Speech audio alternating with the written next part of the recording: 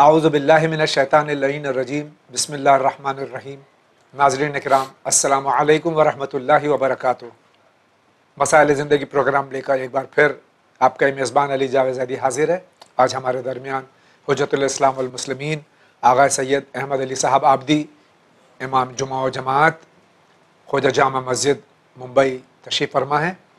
ہم ان کا خیر مقدم کرتے ہیں اور جو سوالات آپ کے ہیں ان کے سامنے پیش کرتے ہیں انشاءاللہ، اور جوابات سے خود بھی مستفیض ہوتے ہیں اور آپ بھی مستفیض ہوں گے انشاءاللہ۔ آئیے اس پروگرام کا آغاز آغا کا استقبال کرتے ہوئے کرتے ہیں۔ آغا السلام علیکم ورحمۃ اللہ۔ وعلیکم السلام ورحمۃ اللہ وبرکاتہ۔ انشاءاللہ مزاج بخیر آغا۔ اللہ کے ساتھ پروردگار کا کرم، شکر خدا کا اللہ کے ساتھ۔ آغا بہت بہت شکریہ، آپ تشریف لائے، اور ظاہر ہے کہ ہمارے پاس جو سوالات ہیں ایام اعزاں ہیں، یہ تو اس سے قبل کہ یہ پروگرام شروع میں چاہوں گا مختصراً آپ ان ایام کے سلسلے میں ہمارے ناظرین سے کچھ فرمائیں۔ بسم اللہ الرحمن الرحیم۔ عزاداری روایتوں کے اعتبار سے اور علماء اور مراجع کے اعتبار سے قربت خدا کا بہترین ذریعہ ہے، بے شک۔ اور قربت خدا میں جو چیز اہمیت رکھتی ہے وہ نیت کا خالص ہونا ہے۔ جی۔ ایک شخص پیغمبر اکرم صلی اللہ علیہ وسلم کے زمانے میں ان کی طرف سے ان کی اجازت سے جہاد کرنے گیا اور بہترین جہاد کیا اور اس جہاد میں وہ قتل کر دیا گیا۔ لوگوں نے اس کی بڑی تعریف کی، لیکن حضرت صلی اللہ علیہ وسلم نے فرمایا کہ یہ شخص قتیل الحمار ہے، گدھے کی راہ میں مارا گیا۔ پوچھا کیوں؟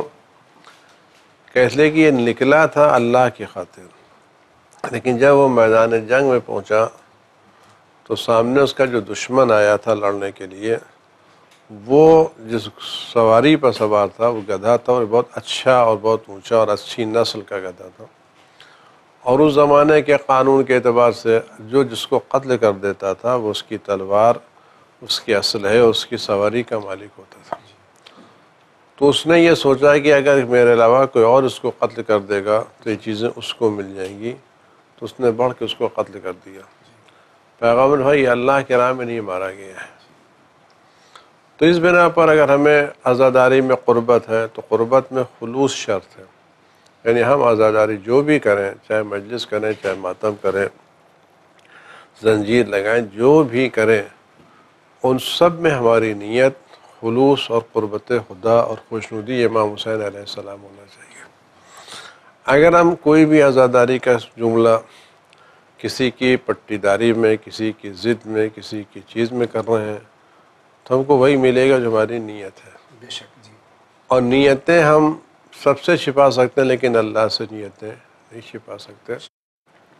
ان ایام میں چونکہ یہ عزاداری قربت خدا کا ذریعہ ہے اور یہ عزاداری مغفرت گناہ کا ذریعہ ہے، یعنی جتنی گناہیں امام حسین علیہ السلام پر گریہ کرنے سے معاف ہوتی ہیں اتنی گناہیں عام طور سے معاف نہیں ہوتی۔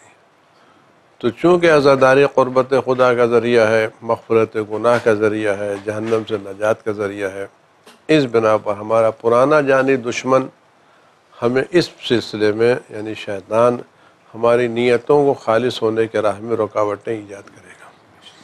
وہ کبھی اس کے خلاف ورق لائے گا، کبھی اس کے خلاف ورق لائے گا، کبھی یہ کہتا ہے کہ وہ ہمیں عزاداری سے تو نہیں روک سکتا لیکن اپنے ورغلائن سے، اپنے وسوسوں سے ہماری نیتوں کو خراب کر سکتا ہے۔ لہذا اس صورت میں ہماری ذمہ داری ہے کہ ہم اس شیطان عظیم اور اس دشمن عظیم کا جم کے مقابلہ کریں، اور اس کے مقابلے کے لیے ہم اکیلے نہیں کر سکتے۔ امام حسین علیہ السلام، ان کے اصحاب وفا اور امام زمانہ علیہ السلام سے مدد مانگیں کہ ہم ان دنوں میں شیطانی حملوں سے محفوظ رہ سکیں، اور ہماری ہر عزاداری، چاہے وہ گھر کی مجلس ہو، چاہے باہر کی مجلس ہو، چاہے جلوس ہو، چاہے شب داری ہو، جو بھی مراسم اعزاں ہوں، ہم یہ مراسم اعزاں خدا کی خوشنودی کی خاطر اور امام حسین کی خوشنودی کی خاطر انجام دیں۔ ٹکراؤ سے، لڑائی سے، جھگڑے سے، مقابلے سے پرہیز کریں، اور کوشش کریں کہ ہم اس عزاداری کے سلسلے میں اس اتحاد اور اس یکجہتی کا مظاہرہ کریں جو کربلا میں اصحاب امام حسین کے درمیان پائی جاتی تھی، تاکہ یہ کہا جائے کہ عزاداروں میں وہی خلوص ہے جو امام حسین کے انصار و اعوان میں تھا، اور تاکہ ہم بھی امام حسین کے اعوان انصار کے ساتھ شامل ہو سکیں، اور اس میں نیت کے ساتھ خالص ہونا ضروری ہے، اور یہ بغیر خدا و رسول اور امام کی عنایت کے ممکن نہیں ہے۔ اسی کے ساتھ میں آج کے اس پروگرام کا آج کے پہلے سوال سے آغاز کرتا ہوں۔ دیکھتا ہوں یہ پہلا سوال کس شہر سے؟ السلام علیکم۔ علیکم السلام ورحمۃ عبداللہ اللہ۔ ہے، میں یہاں سے میرٹھ سے بول رہا ہوں۔ ہمارے دوست ہیں، وہ بھی کافی اللہ کو مانتے ہیں، حضرت علی کو بھی مانتے ہیں۔ وہ یہ کہہ رہے ہیں کہ جب قرآن میں لکھا ہوا ہے کہ شہید کبھی مرتا نہیں، تو ہم امام حسین اور حضرت علی اور ان سب کا ماتم کیوں مناتے ہیں؟ کیونکہ یہ تو زندہ ہے۔ اس کا جواب چاہیے، شکریہ۔ اور یہ ہمارے بھائی عبداللہ میرٹھ سے سوال کر رہے ہیں، بسم اللہ الرحمن الرحیم، لا تحسبن الذین قتلوا فی سبیل اللہ کی یہ تفسیر چاہتے ہیں۔ دیکھیے، قرآنی میں تذکرہ ہے جناب یعقوب جناب یوسف کے فراق میں روئے، جی اور اتنا روئے کہ ان کی آنکھیں چلی گئیں۔ تو جناب یعقوب جس یوسف پر رو رہے تھے وہ یوسف مردہ تھے کہ زندہ تھے؟ اللہ اکبر، جی بے شک زندہ تھے، اور ان کے علم میں تھا حضرت یعقوب علیہ السلام۔ جناب یعقوب کے علم تھا۔ جناب یعقوب علیہ السلام نے مطلب ملک الموت سے پوچھا، تم روحیں اکٹھا قبض کرتے ہو یا کیا کی؟ کہا کیوں؟ کہ تم نے جو روحیں قبض کی اس میں میرے بیٹے کا نہیں، آپ کے بیٹے کی روح قبض نہیں کی۔ جی تو جناب یعقوب علیہ السلام کو اپنے فرزند کی زندگی کا یقین تھا، لیکن گریہ فراق پر تھا۔ آج ہم لوگ امام حسین یا صاحب آفا پر ہوتے ہیں، اس بات میں زندہ ہے، ان کے فراق پر ہوتے ہیں، ان پر ہونے والی مصیبتوں پر ہوتے ہیں۔ کس نے کہا امام حسین کی زندگی پر ہوتے ہیں؟ کہیں نہیں۔ ہم جو بھی اگر آدمی یہ سوچے کہ آپ کیوں روتے ہیں، امام حسین کے زندہ ہونے پر ہوتے ہیں، یا جب کوئی یہ کہتا ہے کہ امام حسین کے سینے پر تیر لگا تو روتے ہیں، امام حسین کے سر پر پتھر مارا گیا تو روتے ہیں، پیاسا رکھا گیا عباس کے بازو قلم ہوئے تو روتے ہیں۔ جی تو ہم زندگی پر نہیں روتے، ہم ان مصائب کو یاد کر کے روتے ہیں جو اہل بیت جو امت نے ڈھائے۔ جی اور جناب یوسف پر کیا مصائب پڑے تھے؟ جناب یوسف تو خالی کنویں میں ڈال دیے گئے تھے، چند دن زندان میں رہتے، نہ وہ بھوکے تھے نہ وہ پیاسے تھے نہ ان پر تیر لگے تھے۔ تو اگر اس فراق میں جناب یعقوب رو سکتے ہیں نبی ہو کر کے، تو کیا ہم 18 بنی ہاشم کا غم نہیں منا سکتے جن کو ستا کے مارا گیا؟ اور آغا یہ تو متفق بین الفریقین کا سرکار ختم مرتبہ صلی اللہ علیہ وسلم امام حسین علیہ السلام کی زندگی میں روئے ہیں اس بات۔ جی بالکل، یہ بات بالکل صحیح فرمایا ہم نے کہ واقعی ہم تو واقعی کربلا کے بعد روتے ہیں۔ رسول اللہ صلی اللہ علیہ وسلم خود اہل سنت کی روایتیں کہ امام حسین کی زندگی میں روتے تھے۔ ایک ہوتا ہے کہ واقعہ ہے کہ امام حسین علیہ السلام رسول اللہ کی خدمت پہ حاضر ہوئے، جناب ام سلمہ سے فرمایا تو کسی کو گھر میں نہ آنے دینا۔ ایک مرتبہ دیکھا رسول اللہ کے رونے کی آوازیں بلند ہیں، تو کون چلا گیا؟ دیکھا رسول اللہ امام حسین کو اپنے گود میں لیے ہوئے رو رہے ہیں۔ پوچھا کیا ہوا؟ کہ میں بچے کو لیا، جبریل امین آئے تھے، اور جبریل امین آنے کے بعد اس بچے کی شہادت کی خبر دی، ان پر ہونے والے مظالم کا تذکرہ کیا، اور مجھے گریہ آ گیا، اور مجھے وہ زمین دکھائی جہاں میرا بچہ مارا جائے گا، اور رسول خدا نے اس زمین کی خاک اٹھا کے جناب ام سلمہ کو دی کہ اس خاک کو حفاظت سے رکھ لو، جب یہ خاک ہے سمجھنا میرا بچہ زندہ ہے، اور جب یہ خاک خون میں تبدیل ہو جائے سمجھنا میرا بچہ شہید ہو گیا۔ جناب ام سلمہ نے روزانہ دیکھا، لیکن عاشور کو دیکھا تو وہ خاک خون میں تبدیل ہوئی تھی، تو یہ تو رسول اللہ نے گریہ کیا، اور رسول اللہ سے پہلے خود جبریل امین نے گریہ کیا، اور مصائب امام حسین تو سب سے پہلے اللہ نے پڑھا، اللہ نے جبریل سے بیان کیے، جبریل نے رسول اللہ سے بیان کیے، رسول اللہ نے علی علیہ السلام سے بیان کیے۔ تو یہ ذکر مصائب تو یا معصومین کی سنت ہے یا خدا کی سنت ہے۔ اور یہ تمام واقعات جو ہیں یہ برادران اہل سنت کی کتابوں میں موجود ہیں، مستند کتابوں میں موجود ہیں، بالکل موجود ہے۔ بہرحال ہم جو ہے غم اہل بیت علیہ الصلوۃ والسلام یہ سنت مصطفی ہے صلی اللہ علیہ وآلہ وسلم۔ اسی کے ساتھ آگے بڑھتے ہیں۔ جاوید نقوی اٹاوا سے بول رہا ہوں۔ میرا سوال ہے کہ امام حسین کی شہادت نماز پڑھتے وقت ہوئی، سر قلم ہوا یا تیروں سے ہوئی؟ یہ اٹاوا سے ہمارے بھائی جاوید سوال کر رہے ہیں کہ سرکار سید الشہداء حضرت امام حسین علیہ السلام کی شہادت تیروں سے ہوئی یا جب سجدے میں آپ کا سر مبارک تھا؟ امام حسین علیہ السلام کو تیروں سے زخمی کیا گیا اور ان کا سر شمر ملعون نے تلوار سے جدا کیا۔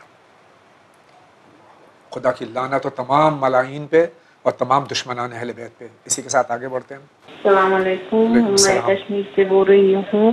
میں نے جمع کیا امام الزامن اور صدقہ ایمان الزمانہ اور مال امام، مگر میں نے ایک ہی ڈبے میں وہ جمع کیا، کیا وہ پیسے جن چینل کو میں بیچ سکتی ہوں یا نہیں؟ یہی سوال ہے میرا۔ یہ ہماری بہن کشمیر سے سوال کر رہی ہیں، جو پیسے انہوں نے اس طرح سے جمع کیے ہیں چینل ون کو دے سکتی ہیں؟ ہاں بالکل دے سکتی ہیں، اس کے علاوہ بھی دے سکتی ہیں۔ اس کے علاوہ بھی دے سکتے ہیں جی، انشاءاللہ۔ بہت بہت شکریہ۔ اور یہ ظاہر ہے کہ عطیات جب تک کہ آپ حضرات کے، ناظرین کرام کے، مومنین کرام کے، مسلمانوں کے، انسانوں کے عطیات یہاں دستیاب ہوں گے تو اس سے زیادہ بہتر پروگرام ہم بتا سکتے ہیں، دکھا سکتے ہیں، کیونکہ یہ پیغام انسانیت ہے چینل ون۔ آپ جتنی اس کی اعانت کریں، مدد کریں گے، یہ اسی طرح سے انسانیت کی تبلیغ کرتا رہے گا۔ اسی کے ساتھ آگے بڑھتے ہیں۔ السلام علیکم، میں ثانیہ بول رہی ہوں لکھنؤ سے۔ السلام۔ میرا سوال ہے کہ اگر کسی کا انتقال ہو جائے اور اس کے قریبی باہر رہتے ہیں تو کیا کوئی فوٹو یا مووی بھیج سکتے ہیں؟ شکریہ۔ ابھی لکھنؤ سے ہماری بہن سوال کریں کہ کوئی عزیز باہر انتقال ہو جائے تو اس کا فوٹو یا اس کی مووی وغیرہ جو میت کی خاص، شاید انہوں نے یہ فرمایا ہو کہ وہ آتی ہو تو اس کو دیکھ سکتے ہیں؟ ہاں بھیج سکتے ہیں، کوئی مسئلہ نہیں۔ مسئلہ نہیں ہے جی۔ آئیے دیکھتے ہیں اب کس شہر کی باری ہے۔ السلام علیکم۔ وعلیکم السلام۔ میں محمد احمد میرٹھ سٹی سے بول رہا ہوں، اور میرا ایک سوال ہے کہ کچھ لوگوں کا ماننا ہے کہ عالم برزخ نجف میں موجود ہے، تو وہ بس ہم لوگوں کا بنایا ہوا عالم برزخ ہے یا صحیح عالم برزخ ہے؟ اس پر کنفیوژن ہے، سو پلیز آپ یہ سوال تھوڑا سلجھا دیجیے، اس کا جواب بتائیں۔ اس کا کیا جواب ہے کہ عالم برزخ اور عالم برہوت عراق میں موجود ہے یا نہیں، اور اگر موجود ہے تو وہ انسان کا بنایا ہوا ہے یا کہ کیا قدرتی ہے، کیسا ہے؟ پلیز آپ اس کو ایکسپلین کر دیجیے، شکریہ بہت بہت۔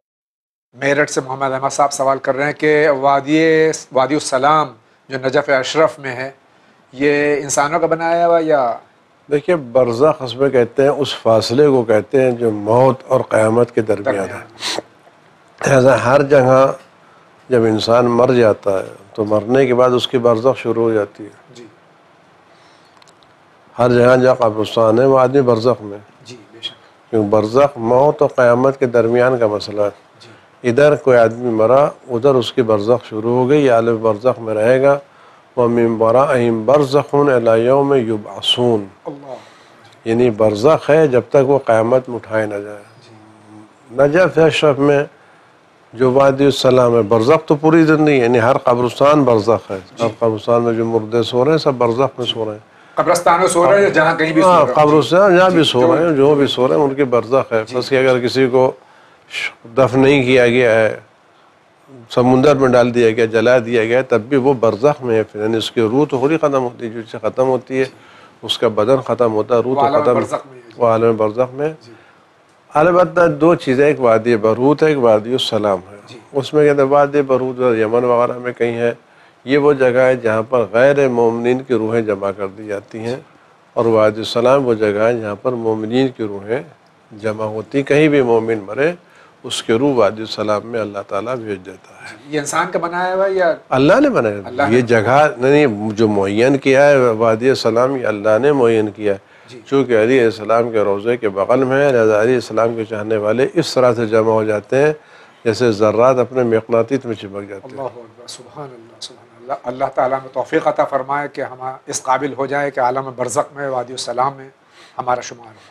اسی کے ساتھ آگے بڑھتے ہیں۔ السلام علیکم، میں فرمان علی ممبئی سے بول رہا ہوں۔ جناب میرا سوال یہ ہے کہ میوزک کو حرام قرار دیا گیا، میں نے علماء سے سنا ہے کہ میوزک حرام، لیکن آپ کے چینل یا ادر چینل سے میں نے جو عربک فلمیں یا جو اسلامک فلمیں دیکھی اس میں میوزک بجتی ہے، تو کیا یہ ایک الگ میوزک ہے یا یہ بھی وہی میوزک ہے جسے ہم حرام کہتے ہیں؟ شکریہ۔ یہ ممبئی سے ہمارے بھائی سوال کر رہے ہیں کہ میوزک کلیتاً حرام ہے یا اس میں استثناء ہے؟ اس میں جو علماء کے بیانات ہیں وہ یہ ہیں کہ وہ میوزک یا وہ آوازیں جو لہو و لعب کی مجلسوں سے یا ان کے پروگراموں سے مشابہت رکھتی ہوں ان کا سننا حرام ہے۔ اب اس کی تشخیص دینا لوگوں کا کام ہے کہ یہ جو میوزک بج رہی ہے یہ لہو و لعب و گانے بجانے اور علم اور فلم و بقیہ جو گناہ کی جگہیں ہیں ان مجلسوں سے اور ان جگہوں سے اور ان پروگراموں سے مشابہت رکھتی ہیں تو ان کا سننا حرام ہے، اور اگر نہیں رکھتی تو حرام نہیں، اور اگر یہ جو مشابہت رکھتی ہے اگر اس لہجے میں اس انداز میں قرآن بھی پڑھا جائے، کوئی بھی پڑھ جائے، تو اس کی بھی اجازت نہیں دی گئی ہے۔ انسان کو ان تمام چیزوں سے محفوظ اور پرہیز کرنا چاہیے۔ بہت بہت شکریہ، ہم آگے بڑھتے ہیں۔ السلام علیکم وعلیکم السلام ورحمۃ اللہ وبرکاتہ۔ ورحمۃ اللہ میرا نام وبرکاتہ۔ منیر حسین ہے، میں سری نگر سے بات کر رہا ہوں۔ میرا سوال یہ ہے کہ کیا ہم گرم پانی سے غسل کر سکتے ہیں، چاہے وہ کوئی بھی غسل ہو، غسل جمعہ ہو، غسل جنابت ہو، یا باقی جو بھی غسل ہو؟ میں نے اس سے پہلے بھی سوال کیا تھا، اس کا بھی اگر جواب ہو، میں نے واٹس ایپ پہ بھی میسیج کی تھی، میں نے یہاں پہ بھی میسیج ای میل میں بھی میسیج کی تھی، اگر اس کا بھی جواب ملا۔ وہ سوال یہ تھا کہ کیا ہم ظہر اور عصر کی نماز ایک جیسے اگر ہم الگ الگ پڑھیں گے، اس کا کیا بیک گراؤنڈ ہے؟ باقی والسلام ورحمۃ اللہ۔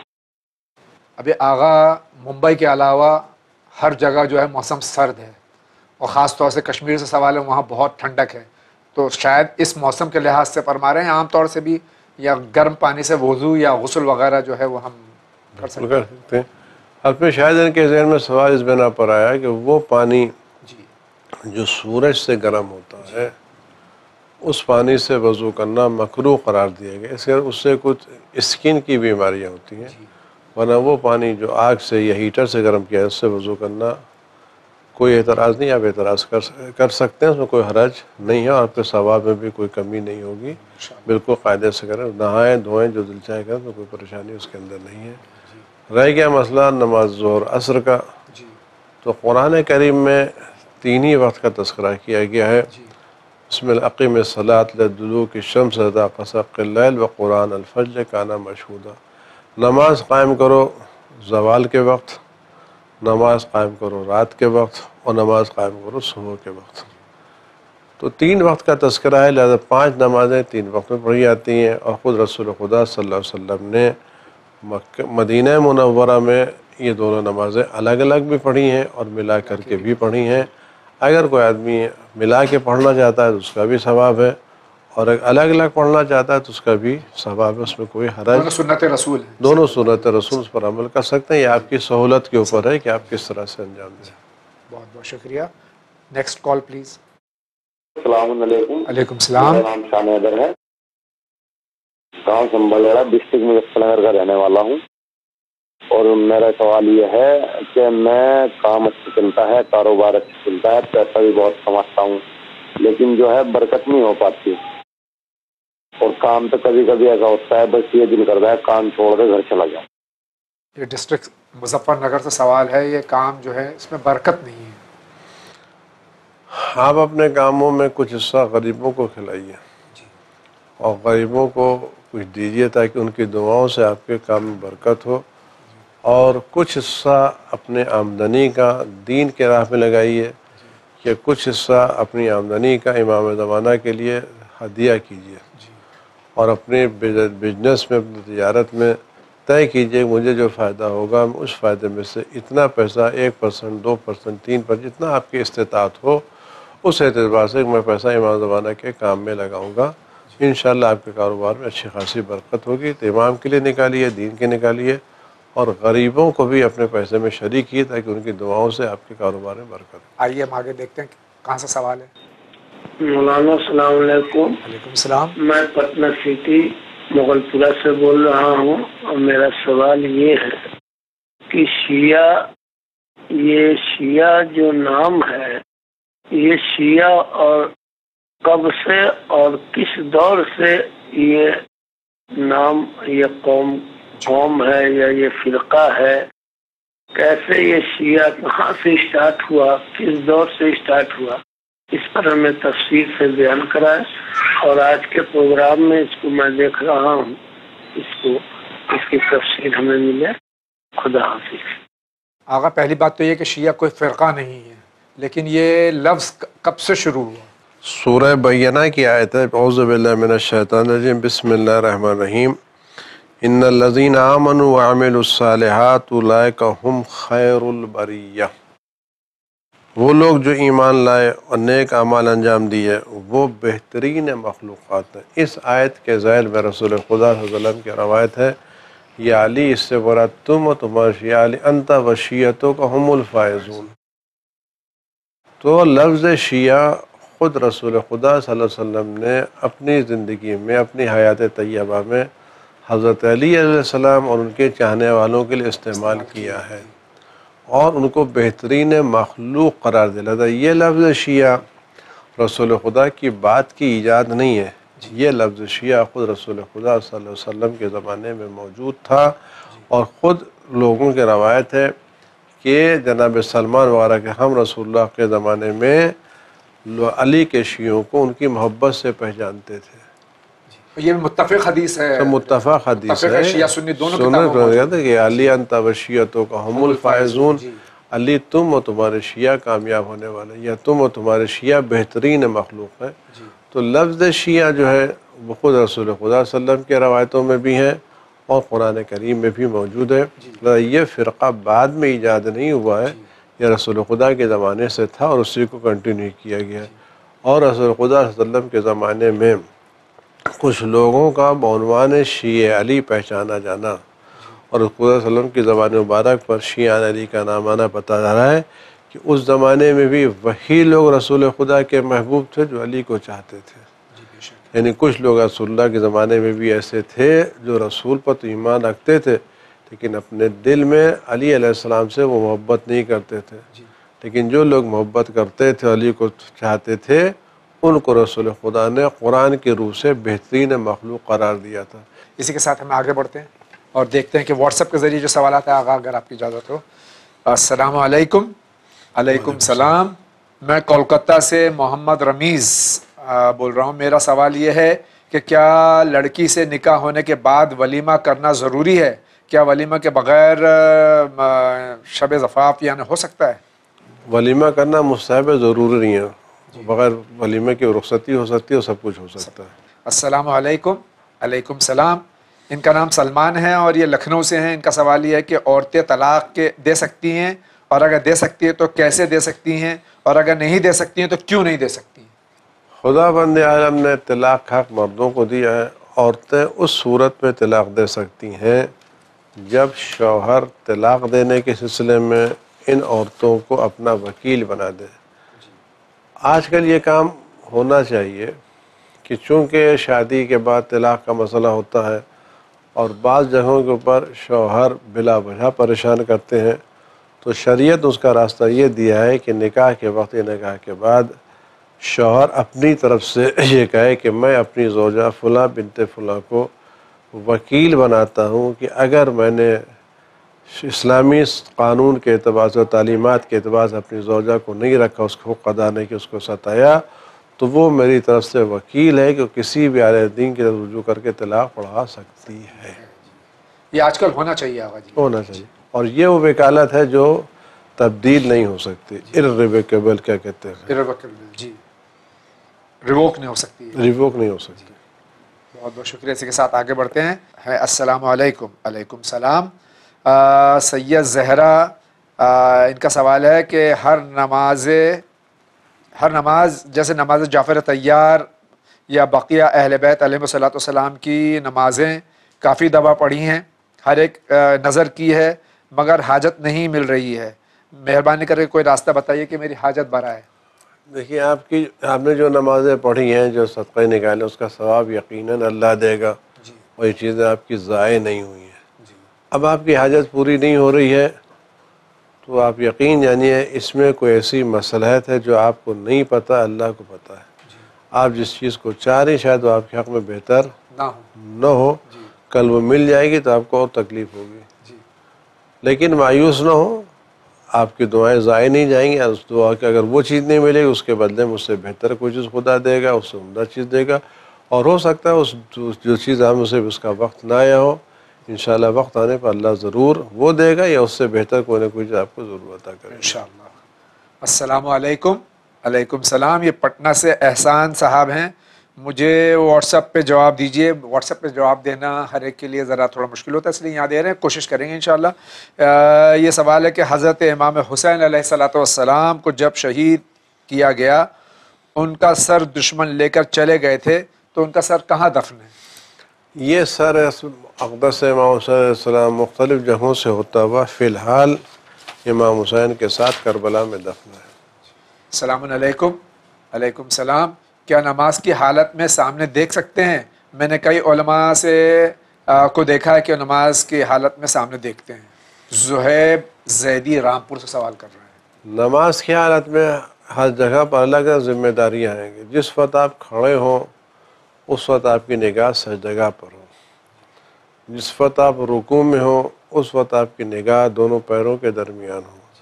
جس وقت آپ تشہد پڑھ لو اس وقت آپ کی نگاہ آغوش پہ ہو. تو خدا نے اب بقیہ آگے آگے دیکھنے سے نماز خراب نہیں ہوتی، لیکن جو نماز کا کمال ہے اس کمال نماز میں ذرا سا کمی ضرور آ جاتی ہے. لہذا کھڑے ہونے کی صورت میں آپ کی نگاہ سجدگاہ پر ہو، رکوع میں قدموں کے درمیان ہو، اور تشہد میں آغوش میں. اور سجدے میں؟ سجدے میں ناک کی طرف. بہت بہت شکریہ. السلام علیکم. علیکم السلام. ان کے کچھ کوئریز ہیں خمس کے سلسلے میں. یہ انہوں نے حضرت رہبر قائد محترم حضرت آیت اللہ العظمیٰ سید علی سیستانی مدظ العلی کو انہوں نے اپنی کوئریز ای میل کے ذریعے بھیجی تھی کہ انہوں نے کہا کہ ان کے وکیل سے جو ہے وہ رابطہ قائم کیا جائے. تو یہ بتائیے کہ نارتھ انڈیا میں ان کے وکلا کون ہیں، ان کے وکیل کون ہیں؟ نارتھ انڈیا میں کے جو وکلا ہیں ان کے جو نام ہیں اس میں ایک مولانا ڈاکٹر کلب سعدی صاحب ہیں، مولانا شمیع الحسن صاحب وغیرہ ان کے وکلا ہیں. آپ ان سے رابطہ. کلب صادق صاحب، حجت الاسلام مولانا شمیع الحسن صاحب قبلہ بنارس، یہ سب ان کے وکلا میں سے ہیں. آپ ان سے رجوع کر کے اپنا مسئلہ دریافت کر سکتے ہیں. السلام علیکم. علیکم السلام. حسن آباد سری نگر کشمیر سے محمد یاسین پارا، ان کا سوال ہے. ان کا سوال یہ ہے کہ یہ انگریزی میں سوال ہے، اس کا ترجمہ کر دیں کہ سرکار ختم مرتبہ صلی اللہ علیہ وآلہ وسلم جب معراج پہ تشریف لے گئے ہیں تو یہ روایتوں میں ہم، اور یہ بھی یعنی کہ دونوں کتابوں میں اہل سنت و شیعہ کی مل جاتا ہے کہ وہاں جو گفتگو ہوئی مولا متقیان علی علیہ السلام کے لہجے میں ہوئی. تو یہ یعنی کیا معاملہ ہے؟ علی علیہ السلام کے بعد جب خدا جب آپ گفتگو ہوگی تو گفتگو کسی نہ کسی لہجے میں ضرور ہوگی. جی. خدا درخت سے بات کرے گا تو جب بھی آواز نکلے گی تو آواز کا لہجہ ضرور ہوگا. جی. خدا بند عالم نے اس لہجے میں آواز پیدا کی جو لہجہ علی علیہ السلام کا تھا، تاکہ رسول خدا صلی اللہ علیہ وسلم کو احساس ہو کہ میرا بھائی یہاں موجود ہے. اور یہ علیہ السلام کی ساری مخلوقات کے لہجے اللہ کے پیدا کرتا ہے. زبانیں بھی اللہ نے پیدا کی ہیں، لہجے بھی اللہ نے پیدا کیے ہیں، لیکن تمام لہجوں میں علی علیہ السلام کے لہجے کا انتخاب کرنا بتا رہا ہے کہ جتنا علی خدا کو پسند ہے اتنا کوئی پسند. رسول اللہ کے بعد میں سب سے زیادہ افضل شخصیت کوئی ہے تو صرف مولا متقیان علی علیہ السلام. اور اس کے بعد روایتوں میں اہل سنت کیا ہے کہ علیہ السلام کو لسان اللہ کہا گیا ہے. جب لسان اللہ کہا گیا ہے تو جب علی کے منہ میں زبان ہے تو اللہ کس زبان سے بولے گا؟ سبحان اللہ سبحان اللہ. بہت بہترین جواب ہے آغا. اسی کے ساتھ ہمیں آگے بڑھتے ہیں. السلام علیکم. علیکم السلام. مجھے شادی کے لیے ویسا لڑکا نہیں مل رہا جیسا مجھے چاہیے. اگر ملتا بھی ہے تو کچھ ایسا ہو جاتا ہے کہ فائنل نہیں ہو پاتا رشتے، جس کی وجہ سے میں پریشان ہوں. مجھے بتائیے کیا کرنا چاہیے؟ آئیڈیل تلاش کرتے رہیے انشاءاللہ. اور اس میں انشاءاللہ اگر مل جائے تو کر لیے، ورنہ اگر آپ اتنا آئیڈیل تلاش کریں گی تو لڑکا بھی آئیڈیل ہی تلاش کرے گا. جی. السلام علیکم. علیکم السلام. امام حسین علیہ السلام نے کربلا کی سرزمین کیوں پسند فرمائی؟ خدا بند عالم نے یہ زمین روایتوں کے اعتبار سے وہ جنت کا ٹکڑا ہے. کربلا معلّہ اس لیے کربلا معلّہ جنت کا ٹکڑا ہے، اور یہ وہ ٹکڑا ہے جو یہ پورا ٹکڑا دنیا سے اٹھا کر کے جنت پہ بھیج دیا جائے گا، اور اس ٹکڑے پر جنت پہ انبیاء کے مکانات ہیں. اللہ اللہ اللہ. یہ زمین دنیا کی نہیں ہے، آخرت. اگر ہم لوگ کوشش کریں اور اپنے اعمال اس طرح کر لیں تو ہم لوگوں کو جگہ ملے گی انشاءاللہ. رسول روایت ہے کہ جو جس کو چاہے اس کے ساتھ مشروع کرے. اگر ہم واقعی اپنے دل میں اہل بیت کی محبت رکھتے ہیں اور اپنے اعمال سے ان کی پیروی کرتے ہیں تو جب اس دنیا میں انہوں نے اتنی گناہوں کے باوجود ہمیں نہیں چھوڑا تو کیا آخرت میں چھوڑ دیں گے ہمیں؟ اللہ تعالی ہمیں جوار معصومین علیہ السلام خصوصاً سید الشہداء حضرت امام حسین علیہ السلام کی جوار میں جگہ عطا فرمائے. اور اسی کے ساتھ میں ایک سوال اور لے لیتے ہیں پھر ٹیلی فون کی طرف رجوع کرتے ہیں. السلام علیکم. علیکم السلام. میرا نام شہزاد رضا زیدی ہے. میں خروہ جلال پور میرٹھ کا رہنے والا ہوں. آپ سے میرا سوال یہ ہے کہ ہمارے نبی 1,24,000 ہیں. ان نبیوں میں کتنے نبی زندہ ہیں؟ ان میں سے فی الحال 4 نبی زندہ ہیں. جناب عیسیٰ، جناب الیاس، جناب یونس اور جناب ادریس، ان لوگوں کو یہ زندہ نبی اس وقت موجود ہیں. جناب خضر بھی یہ زندہ ہے لیکن جناب خضر کا شمار نبیوں میں نہیں ہوتا. ناظرین اکرام، اسی کے ساتھ میں ہم ایک بہت چھوٹے سے بریک پہ جا رہے ہیں، لیکن آپ کہیں نہیں جائیے. جو بریک کے درمیان بھی جو کچھ بھی دکھایا جاتا ہے نا بہت کارآمد ہوتا ہے. آپ انشاءاللہ اس کو دیکھیں گے تو اس سے بھی فیض حاصل کریں گے. ابھی حاضر ہوتے ہیں. بسم اللہ الرحمن الرحیم.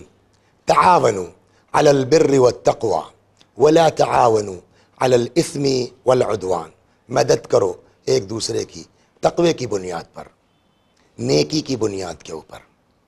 کیسے کر سکتے ہیں مدد؟ مختلف طریقے ہیں. من جملہ اس میں سے کوئی اگر نیک کام کر رہا ہے ہم اس میں شریک ہو سکتے ہیں. مثلا یہ آپ کا چینل ون جو معارف اہل بیت کو پھیلانے کے لیے مسلسل کوشش کر رہا ہے، اگر آپ زیادہ نہیں روز کے 5 روپے الگ کر دیں، مہینے کے 150 روپے ہوئے. بہت بڑے کام کے لیے چھوٹی سی رقم 5 روپیہ آپ بھی شریک ہیں تعاونوا علی البر والتقوی کے طور پر اس کار خیر میں. World Islamic network. Bank details: State Bank of India, branch Samuel Street, Mumbai 9.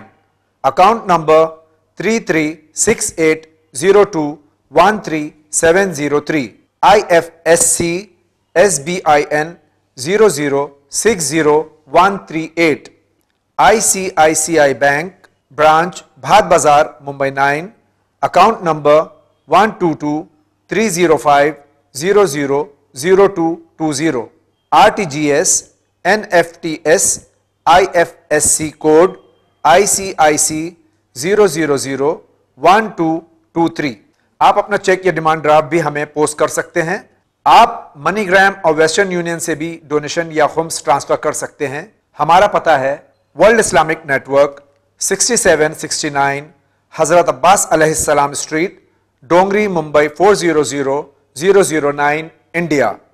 Tele phone number 912223433540 23434304. Email winislam@gmail.com. Website winislam.com.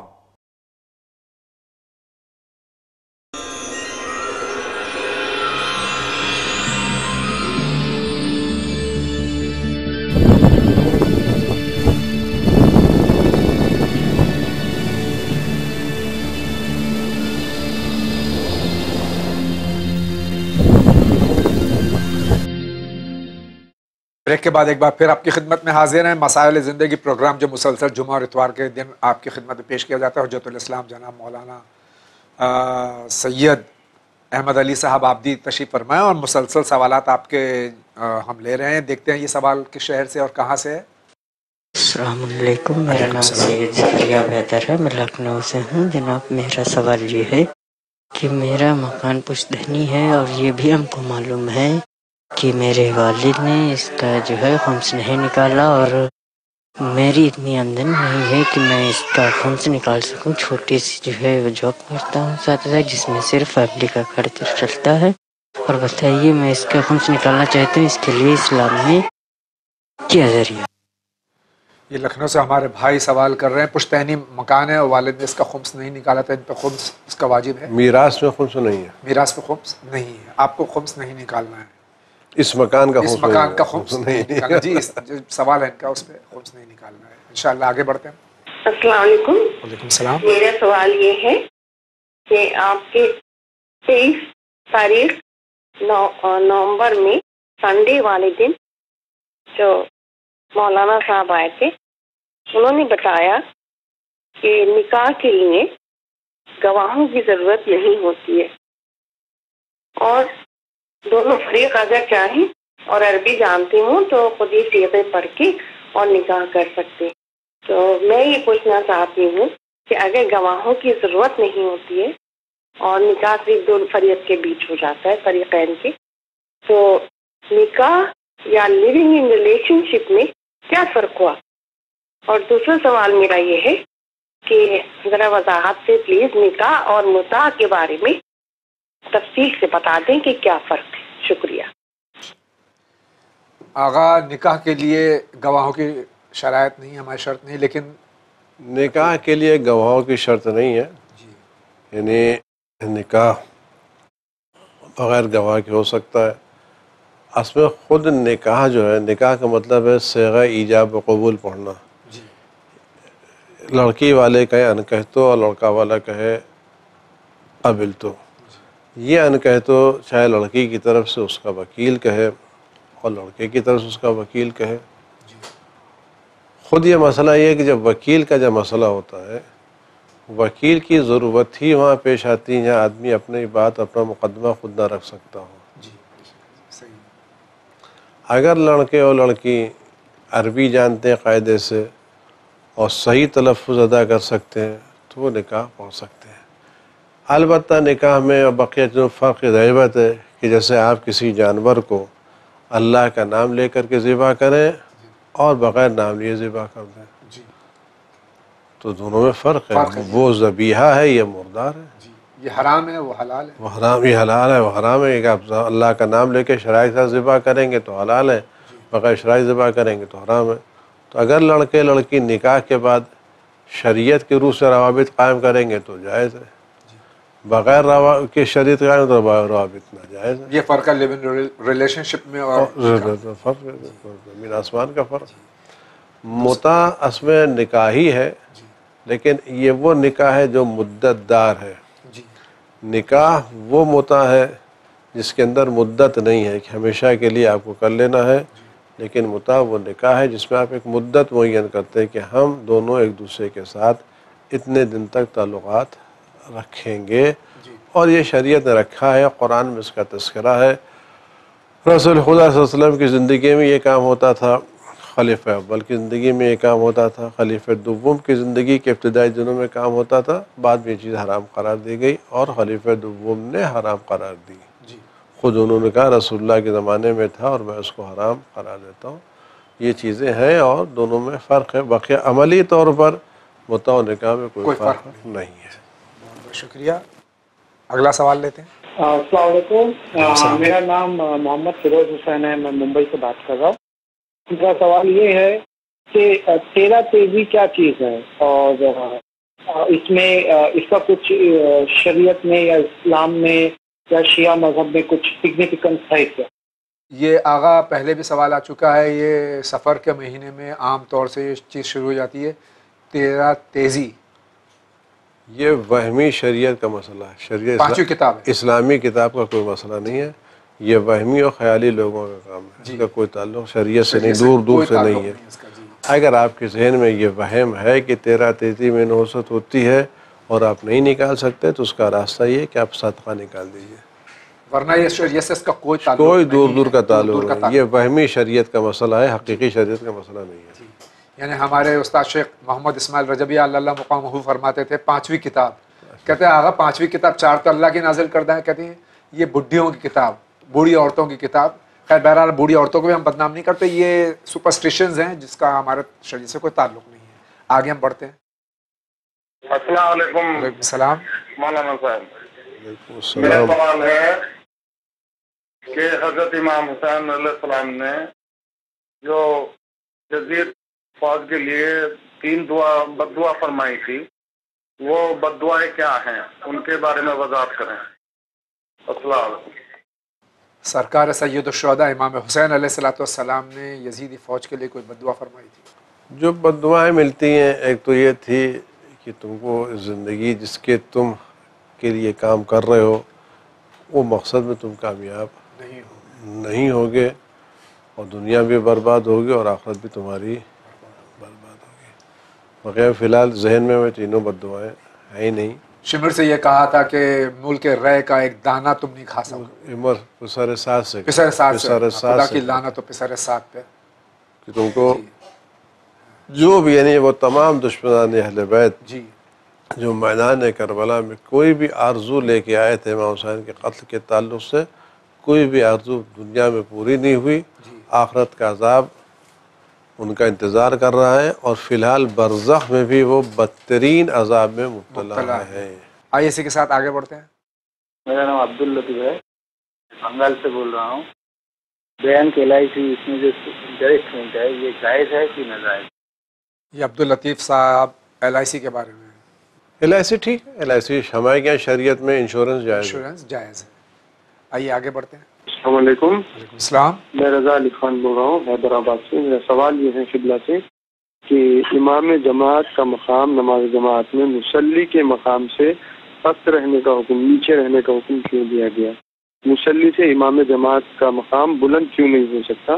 اور اکثر دیکھا جاتا ہے کہ امام جماعت کا مقام گڑھے جیسی حالت میں رکھا جاتا ہے، تو اس کی وجہ کیا ہے کہ معموم سے مصلی سے امام جماعت کا مقام پست رہنے کا، نیچے رہنے کا حکم کیوں دیا گیا؟ یہ حیدرآباد سے رضا علی خان صاحب سوال کر رہے ہیں کہ امام جماعت جو ہے وہ یا برابر ہو مصلی کے معموم کے، یا تھوڑا نیچو، ایسا کیوں ہے؟ اس کی وجہ جب خدا بند عالم کسی کو درجہ دیتا ہے نا، تو اس درجے کا تقاضا تواضع ہوتی ہے۔ جو پھل زیادہ وزنی ہوتا ہے وہ زیادہ جھکا ہوا ہوتا ہے، اور جو ہلکا ہوتا ہے وہ اٹھا ہوا ہوتا ہے۔ چونکہ خدا بند عالم نے اس شخص کو ایک منزلت دی ہے امام جماعت کی، لہذا اس کا تواضع کا طریقہ یہ جھکا رہے۔ امام سجاد علیہ السلام کی دعا ہے، فرماتے ہیں پروردگار جتنا لوگوں میں میری عزت میں اضافہ اتنا ہی میرے نفس کے نزدیک مجھے ذلت کا احساس ہو، تاکہ تکبر نہ پڑنا، کیونکہ تکبر خدا بند عالم کو پسند نہیں ہے، اور تکبر نے شیطان کو شیطان بنا دیا۔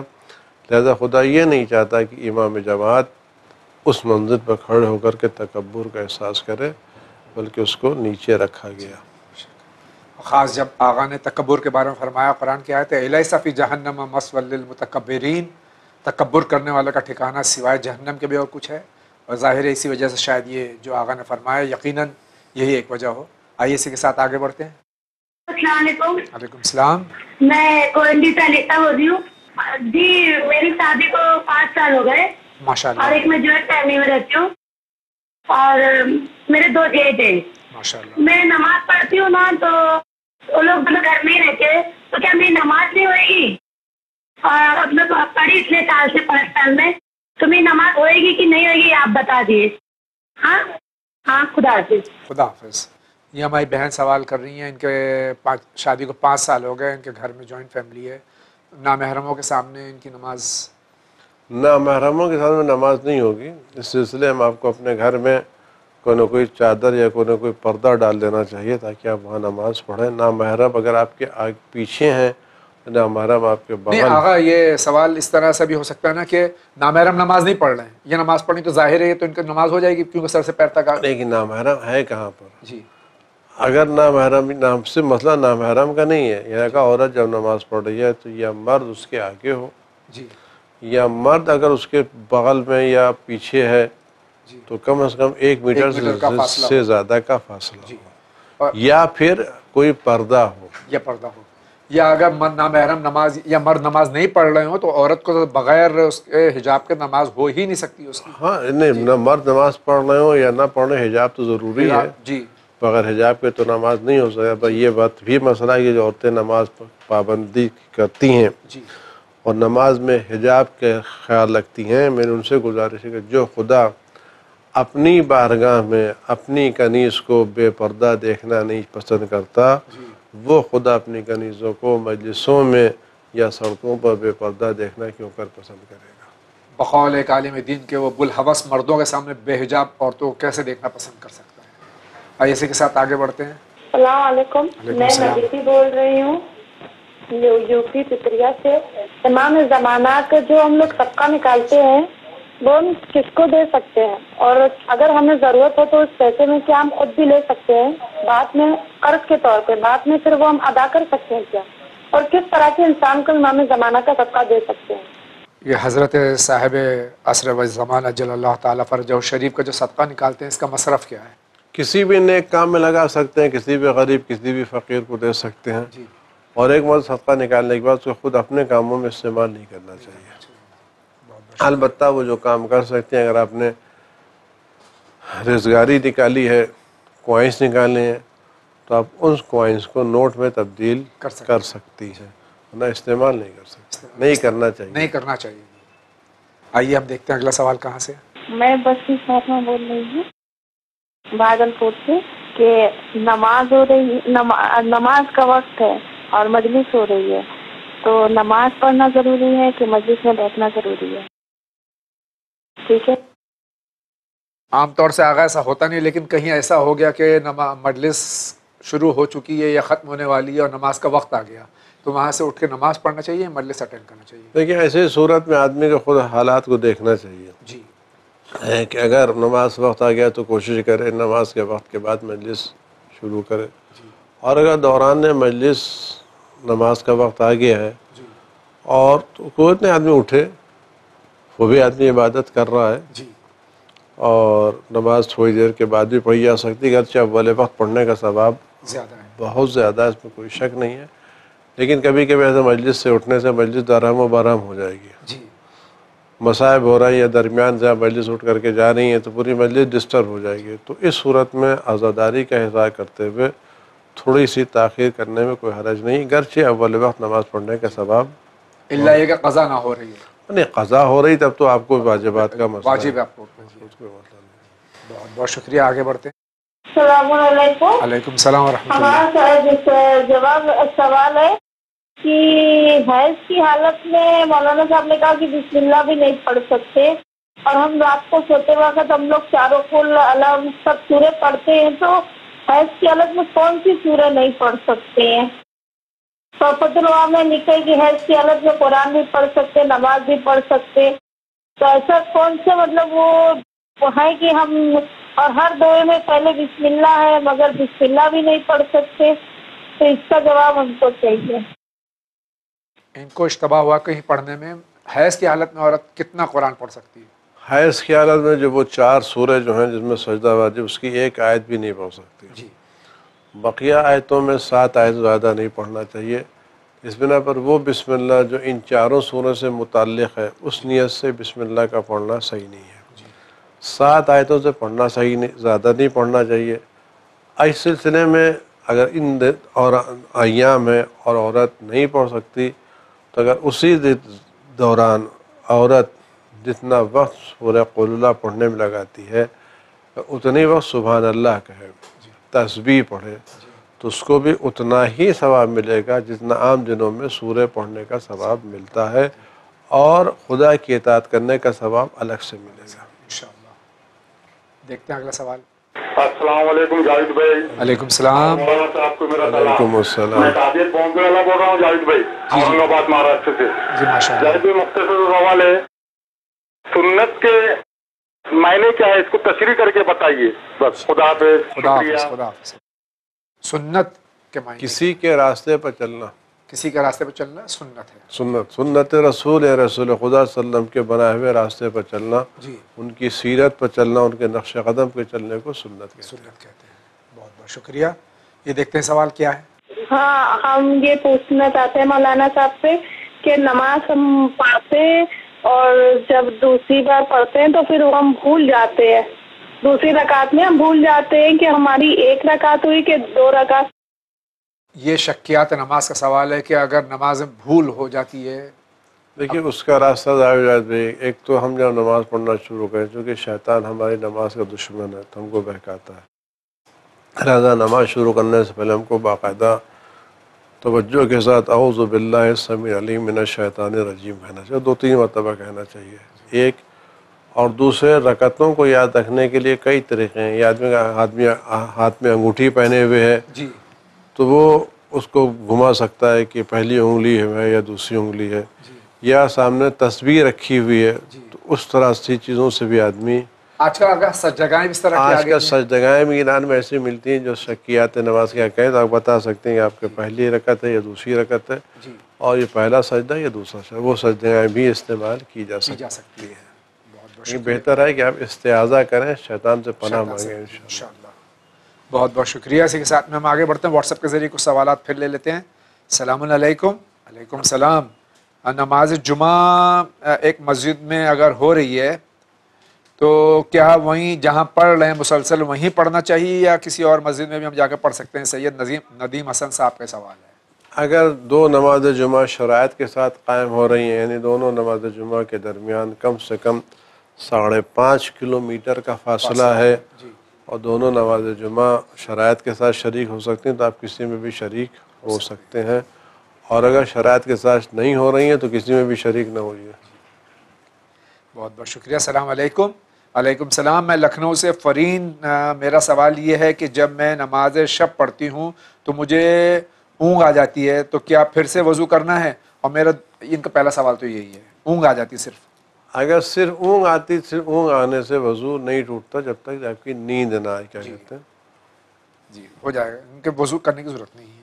اور ان کا دوسرا سوال یہ کہ نماز شب کے بعد امام زمانہ اجل اللہ تعالیٰ فرجہ شریف اور زیارت امام حسین علیہ السلام اور کچھ تسبیحات پہلے اور بعد میں پڑھ سکتی ہیں؟ بالکل پڑھ سکتی ہیں، بہت اچھا کام ہے. بہترین وقت ہے امام کو یاد کرنے کا. اللہ تعالیٰ ہم سب کو توفیق عطا فرمائے. السلام علیکم. علیکم السلام. میں ایک اسٹوڈنٹ ہوں اور کالج میں بہت سی لڑکیاں پڑھتی ہیں، کیا ہم ان سے میل و محبت بات نہیں کر سکتے چاہے وہ نامحرمی کیوں نہ ہوں؟ لڑکوں سے، یعنی لڑکیوں کا لڑکوں سے یا عورتوں کا مردوں سے بات کرنا حرام نہیں ہے جب تک بات کی نیت خراب نہ ہو. لیکن جو لڑکیاں ہیں ان کو خصوصا احتیاط کرنا چاہیے، اس لیے کہ کبھی کبھی بے احتیاطی غلط کام تک اور غلط نتیجے تک پہنچا دیتی ہے. لہٰذا اس سلسلے میں جتنی احتیاط کریں وہ کام بہتر ہے، کیونکہ روایتوں میں ملتا ہے کہ یہ گفتگو، یہ آواز، یہ نگاہیں شیطان کے جال میں سے بہترین جال ہے، شیطان کی تیروں میں سے بہترین تیر ہے. شیطان اسی طرح سے لوگوں کو اپنے جال میں پھنساتا ہے. اللہ تعالیٰ سب کو محفوظ رکھے. اسی کے ساتھ آگے بڑھتے ہیں. نظر بد کی دعا بتا دیجئے، ہماری لڑکی کو بہت نظر لگتی ہے. صدقہ نکالا کیے صبح و شام. انشاءاللہ. اسی کے ساتھ میں ہم آگے بڑھیں. کیا ہم کچھ مسلمان ان لوگوں کی نسل سے بھی ہیں جنہوں نے یزید کا ساتھ دیا، پھر امام حسین علیہ السلام کے قتل کے بعد وہ لوگ اچھے لوگوں میں شامل ہو گئے اور امام حسین کی بیعت کر لی؟ اس کا جواب دیجیے. جنگ صفین میں جناب مالک اشتر علیہ رحمۃ اللہ علیہ السلام کے بڑے جلیل القدر صحابی تھے، سپہ سالار تھے. انہوں نے بھی بہت سے لوگوں کو مارا اور علی علیہ السلام نے بھی مارا. تو احساس ہوا کہ دونوں نے برابر کے لوگوں کو مارا، بیچ انہوں نے مارا تو بھی انہوں نے مارا. علی صلی اللہ علیہ وسلم نے فرمایا کہ تمہارے مارنے اور میرے مارنے میں فرق ہے. تمہارے سامنے جو آیا تم نے اس کو مار دیا، اور میں نے اس کو مارا جس کی نسل میں کوئی مومن نہیں تھا.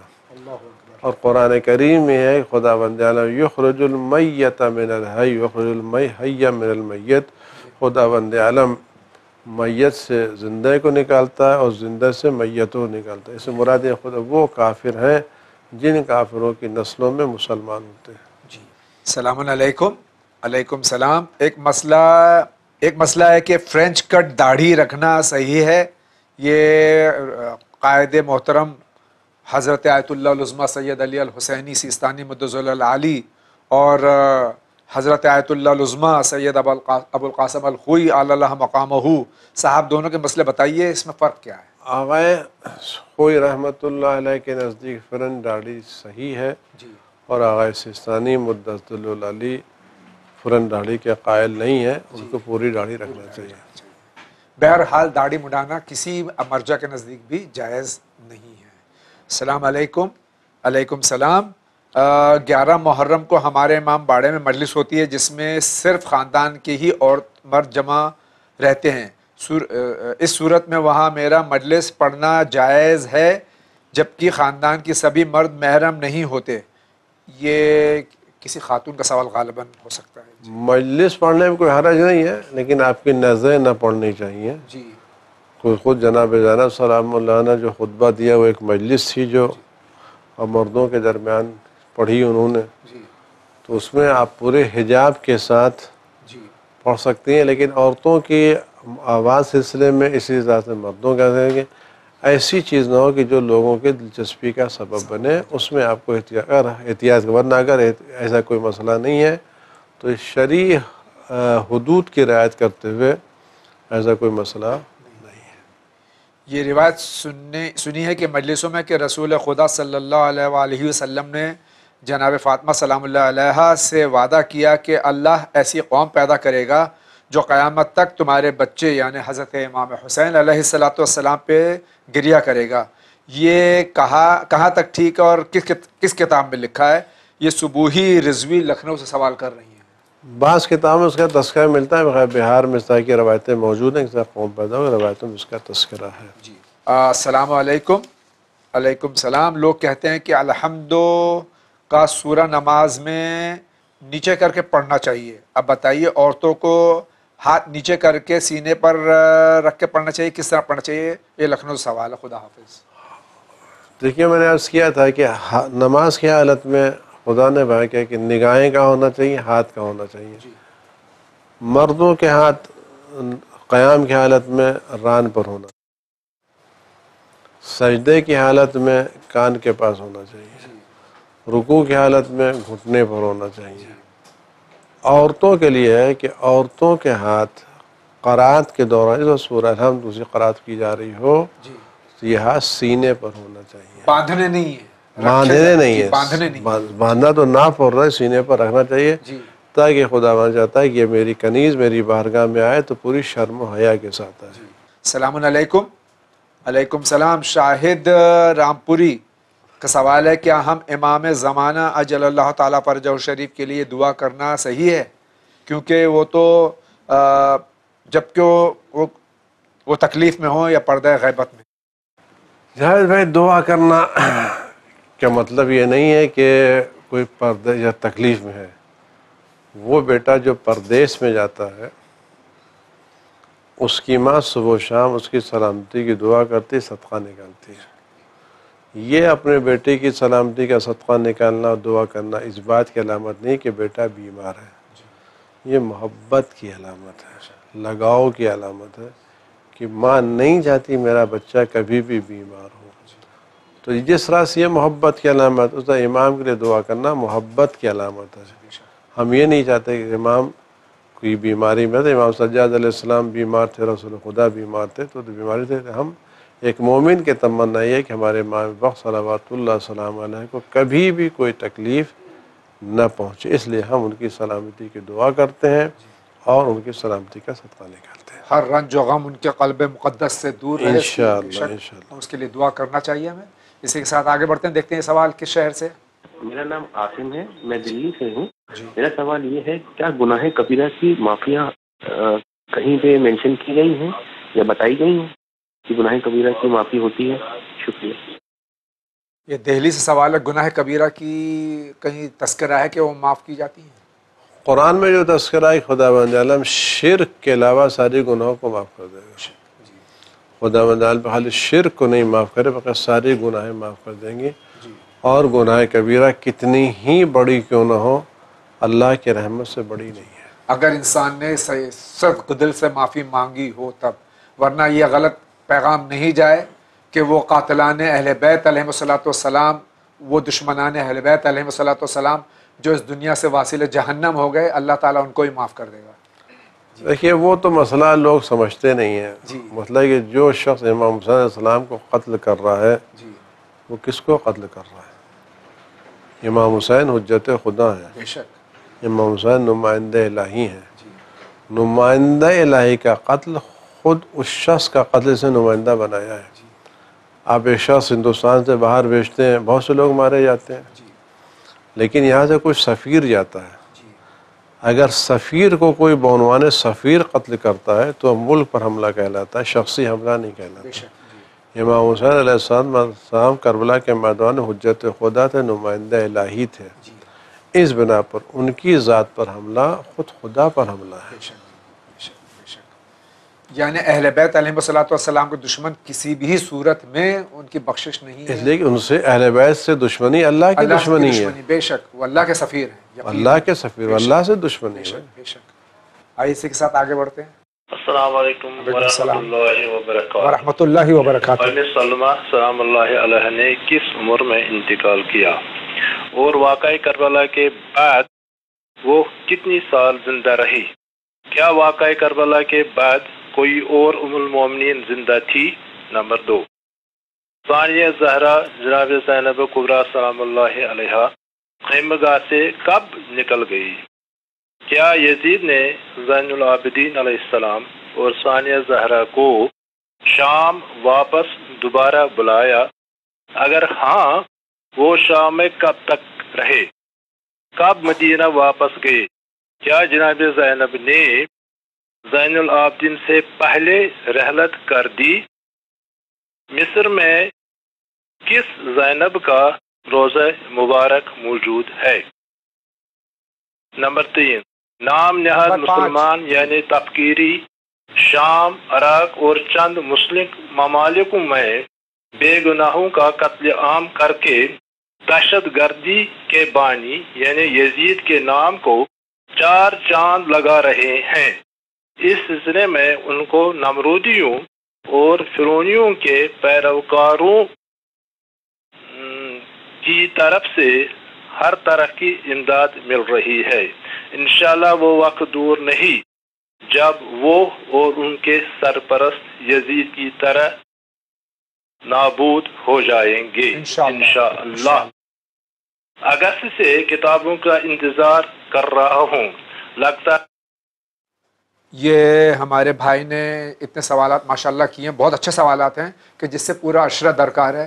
تو میں آپ سے امید کروں گا انشاءاللہ کہیں بھی آپ اگر عشرہ پڑھیں آگا تو ان کی تفاصیل اگر بیان کریں تو ہم لوگ کے علم میں بھی اضافہ ہوگا. لیکن بہرحال ان کے کچھ سوالات ہیں جو مختصر اس جلسے میں ہم جو ہے آج کا اس میں ہم جواب دے سکتے ہیں. تو یہ پہلا سوال تو ان کا جو ہے کہ امہات المومنین میں جناب ام سلمہ سلام اللہ علیہا ان کے علاوہ اور کوئی ام المومنین زندہ تھی؟ نہیں، جناب ام سلمہ ہی زندہ تھی جی، اور انہی کو رسول خدا نے بشارت دی تھی اور کربلا کی خاک بھی دی تھی.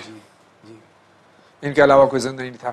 دوسرا سوال ان کا یہ کہ واقعہ کربلا کے بعد میں جب اسیران کربلا رہا ہوئے تو اس کے بعد میں پھر شام جانا امام سید حجاج علیہ السلام کا؟ جناب زینب سلام اللہ کی تذکرہ تو ملتا ہے ان کی شہادت سن 65 یا 64 ہجری میں ہوئی ہے. جی. اور جب شام میں کہتے ہیں مدینے میں قحط پڑ گیا تھا تو اس سلسلے میں یہ لوگ وہاں شام گئے تھے، وہاں ان کی شہادت ہوئی. اور اس سن 64 اور 65 میں امام زین العابدین السلام کی شہادت سن 95 میں ہے. جی. اور جو مصر میں کہا جاتا ہے وہ امام حسن علیہ السلام کی نسل کی ایک جناب زینب ہے جو سیدہ زینب کے نام سے مسجد مشہور ہے، یا راس الحسین کے نام سے مسجد. وہ جناب امام حسن علیہ السلام کی نسل سے چوتھی پانچویں نسل میں جی، جو سیدہ زینب مصر میں ہے.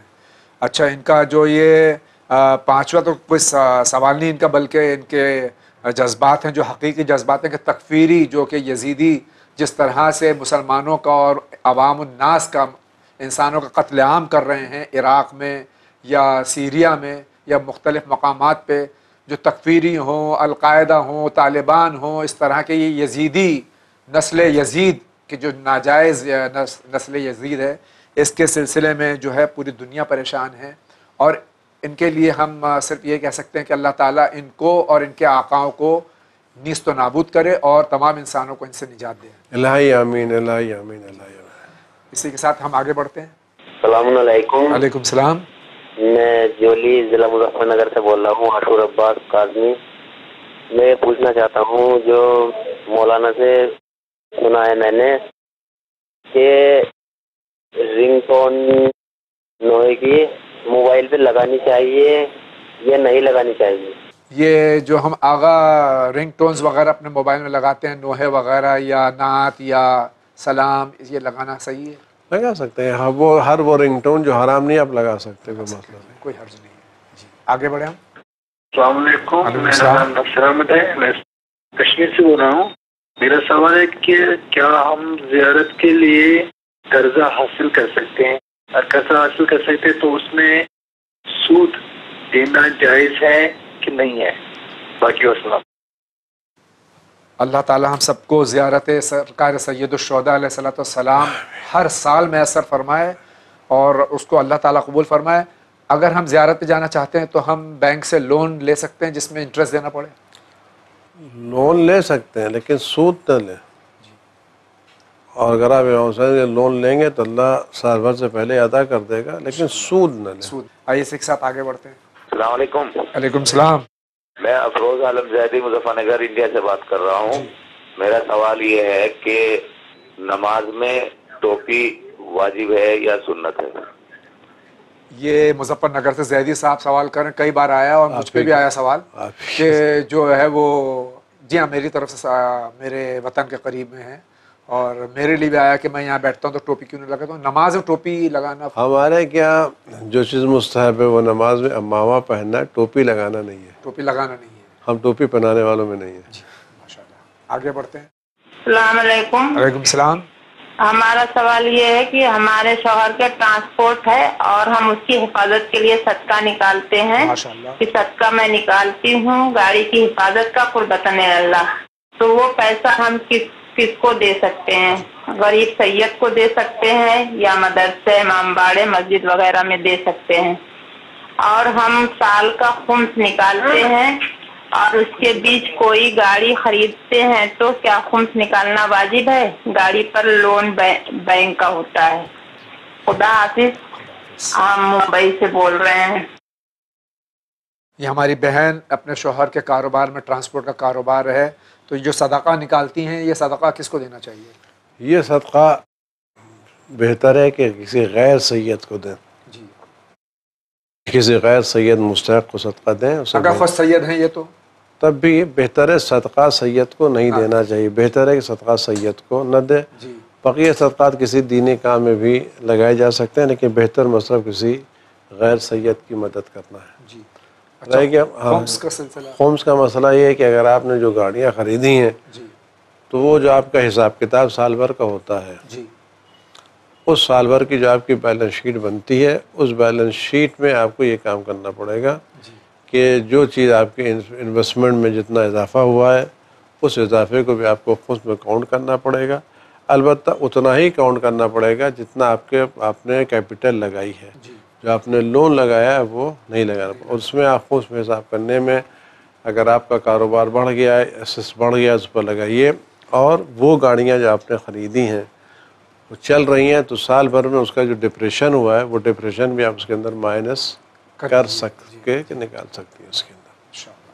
بہت بہت شکریہ. ہم آگے دیکھتے ہیں کون سا سوال ہے یہ. السلام علیکم. وعلیکم السلام. بشیر ہے، میں کانپور شہر سے تعلق رکھتا ہوں.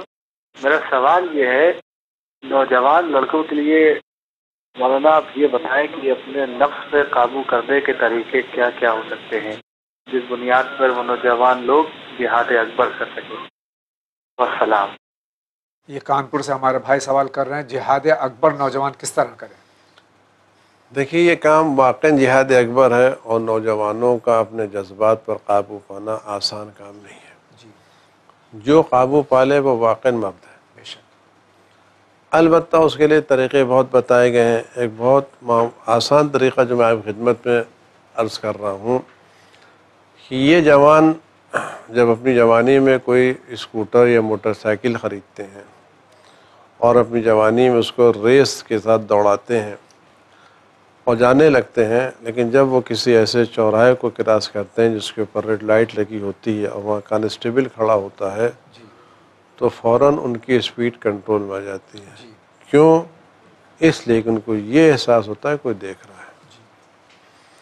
تو یہ ایک کانسٹیبل کی موجودگی ان کے اسپیڈ کو کنٹرول کر دیتی ہے. قرآن کریم میں ارشاد ہے علم یعلم بأن اللہ یرا، کیا تمہیں نہیں معلوم کہ خدا تم کو دیکھ رہا ہے؟ اگر ہمارے جوانوں کو یہ احساس ہو جائے کہ خدا ہر جگہ دیکھ رہا ہے اور ہمارا کوئی عمل اللہ کی نگاہوں سے پوشیدہ نہیں ہے، تو یہ احساس جہاد نفس کے لیے بہت اہمیت رکھتا ہے۔ اس کے علاوہ اللہ دیکھ رہا ہے، اور ہمارا جو بھی جوان ہے، کوئی بھی جوان اپنے عمل سے خدا اور رسول اور امام وقت اور اہل بیت علیہ السلام کو ناخوش کرنا نہیں چاہتا۔ ہمارے اعمال جو ہم ہفتے بھر انجام دیتے ہیں، یہ ہفتے میں 2 مرتبہ امام زمانہ کی خدمت میں پیش کیے جاتے ہیں۔ جب ہمارے اچھے اعمال ہوتے ہیں تو دعا نکلتی ہے، برے اعمال ہوتے ہیں تو تکلیف ہوتی ہے۔ ہمارا کوئی بھی نوجوان، خاص کر وہ نوجوان جو عزاداری کرتا ہے، سینہ زنی کرتا ہے، وہ کبھی بھی اپنے عمل سے اپنے امام کو ناراض کرنے کی کوشش نہیں کرے گا۔ بہت بہت شکریہ۔ آگے دیکھتے ہیں یہ سوال کیسا ہے۔ میرا نام ناہید ہے، ہم لکھنؤ سے بول رہے ہیں۔ ہم یہ پوچھنا چاہ رہے ہیں کہ لوگ واقعہ کرنے کے بعد لوگ کہتے ہیں کہ جب بیٹی تحقیق کر لیا گیا تو کچھ لوگ کہہ رہے ہیں کہ بیٹی شہربانی سلام اللہ علیہ مدینے واپس چلی گئی تھی، اور کچھ لوگ یہ کہتے ہیں کہ جو جنگل ہوتا ہے وہ بیٹھ کر جنگل کی زندگی چلی گئی، تو لوگوں کا کہنا ہے کہ وہ خانے میں نہیں تھی۔ یہ لکھنؤ سوال ہے، میں زیادہ سمجھ نہیں پایا، لیکن جناب شہربانو زوجہ امام حسین علیہ السلام کے سلسلے میں سوال ہے کہ کربلا کے واقعے کے بعد میں ان کی تفسیر اور ان کی تاریخ کیا ہے؟ علماء نے جو تحقیق کی ہے، اور مولانا سعید اختر صاحب قبلہ رحمۃ اللہ علیہ نے جو کتابیں لکھی ہیں، اس میں ایک جگہ یہ ازواج امام حسین کا تذکرہ کیا ہے۔ اس میں لکھا ہے کہ جناب شہربانو کا انتقال امام زین العابدین علیہ السلام کی ولادت کے وقت ہی ہو گیا تھا۔ آئیے ہم آگے دیکھیں۔ السلام علیکم۔ السلام۔ میں یہ جاننا چاہتی ہوں، میں جو زیارتیں پڑھتی ہوں کیا میں مرحومین کو وہ بخش سکتی ہوں؟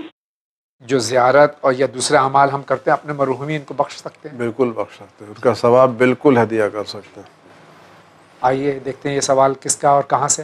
میرا نام محمد عاطف رضوی ہے، میں لکھنؤ سے تعلق رکھتا ہوں، اور مجھے یہ جاننا ہے کہ میں کام کر رہا ہوں، بڑی محنت کر رہا ہوں، سب کچھ، اور میرے سارے کام ہوتے ہوتے رک جاتے ہیں، اور آخر وجہ کیا ہے؟ کیا جادو سحر کے کچھ اثرات، یا جادو سحر اگر ہے تو جادو سحر میں کتنے اثر ہوتے ہیں، اس میں کتنی حقیقت ہے؟ پلیز ہمیں اس کی کارڈ بتائیے۔ السلام علیکم۔ السلام۔ یہ رضوی صاحب لکھنؤ سوال کر رہے ہیں، ان کے کام ہوتے ہوتے رک جاتے ہیں، اس کی وجوہات کیا ہیں؟ جادو سحر کوئی چیز ہے، اس پہ اثر ہوتا ہے؟ جادو سحر ہے، اس کا کوئی مسئلہ نہیں ہے، لیکن اس کا توڑ وہ نہیں جو لوگ بتاتے ہیں، اس کا توڑ صدقہ ہے اور اہل بیت سے توسل۔ اب ہر کام کے شروع کرنے سے پہلے روزانہ صدقہ نکالیے، اور کام کے سلسلے کچھ مدنت مانیے کہ اگر میرا یہ کام ہو گیا تو میں اس سلسلے میں فلاں نیک کام انجام دوں گا، دین کے خاطر، خدا کے خاطر کچھ نہ کچھ چیزوں، انشاءاللہ آپ کی رکاوٹیں دور ہو جائیں گی انشاءاللہ۔ بہت بہت شکریہ۔ دیکھتے ہیں سوال کہاں سے۔ السلام علیکم۔ السلام۔ مولانا صاحب، میرا سوال یہ ہے کہ زوال کا ٹائم کون سا ہوتا ہے، اور کیا زوال کے ٹائم عبادت کی جا سکتی ہے کسی بھی طرح کی؟ قرآن شریف پڑھا جا سکتا ہے یا نماز پڑھی جا سکتی ہے؟ میں میرٹھ سے اسلم پرویز بول رہا ہوں۔ یہ اسلم پرویز صاحب میرٹھ سے فرما رہے ہیں زوال کے وقت ذکر خدا کیا جا سکتا ہے؟ زوال نماز ظہر زوال کے وقت واجب ہوئی ہے، جی، اور نماز خود ذکر خدا ہے۔ یعنی ان کا مطلب یہ ہوگا زوال جو وقت آنے والا ہوتا ہے اس وقت کچھ لوگوں کی منع ہے۔ اول وقت زوال ہے، ہمارے کیا تو بہتر ہے کہ اول وقت آپ نماز پڑھے، آپ انتظار کرتے زوال ہو، فوراً آپ نماز شروع کر دیجیے۔ اور زوال کی علامت ہندوستان میں ہے کہ سایہ گھٹنے کے بعد بڑھنے لگے۔ آپ ایک چیز لگائیے، سایہ گھٹنے کے بعد جب بڑھنے لگے وہ زوال ہو گیا، اور اسی وقت نماز پڑھنا، خاص کر نماز ظہر پڑھنا بہتر، اس وقت سب سے بہتر کام ہے نماز ظہر پڑھنا، ادا کرنا۔ اللہ یہ کہ آپ جماعت کی نماز پڑھ رہے ہو۔ جماعت کے انتظار کریں تو الگ مسئلہ ہے، لیکن اگر جماعت کا انتظار کریں تو اس وقت آپ نافلہ ظہر شروع کر دیجیے۔ نافلہ ظہر شروع کر دینا چاہیے۔ بہت بہت شکریہ۔ اور دوسرے بھی ذکر اگر جماعت کا انتظار کریں تو قرآن بھی پڑھ سکتے ہیں، اور دوسرے پڑھ سکتے ہیں، لیکن بہتر یہ ہے کہ آئیے ہم دیکھتے ہیں اگلا سوال کہاں سے۔ میں اسد نقوی بریلی سے بول رہا ہوں۔ میرا سوال یہ ہے کہ کچھ بزرگوں کو دیکھا ہے جاڑوں میں اکثر وہ وضو کرنے کے بعد پونچھ لیتے ہیں، تو کیا یہ ٹھیک ہے وضو کرنے کے بعد اسے تولیہ سے پوچھ لینا؟ کیا نماز ہوگی؟ وضو صحیح ہے؟ میرا مطلب یہ وضو صحیح ہے کیا؟ یہ ممبئی والے اس کا اندازہ نہیں کر سکتے ہیں، لیکن نارتھ انڈیا وغیرہ میں کیونکہ جاڑے سخت ہوتے ہیں، خاص طور سے صبح کی نماز، دوسری نمازوں میں بھی، اور بزرگ حضرات جو ہیں وہ وضو کرنے کے بعد میں پوچھ لیتے ہیں، تو کیا نماز وضو صحیح ہے ان کا؟ پوچھنا مکروہ قرار دیا ہے کہ اسے وضو پہ کوئی اثر نہیں پڑتا، وضو صحیح ہے. اور اگر مضر صحت ہے تو اس کو اس وقت پوچھنا تو ضروری ہو جائے گا، الگ مسئلہ ہو جائے گا.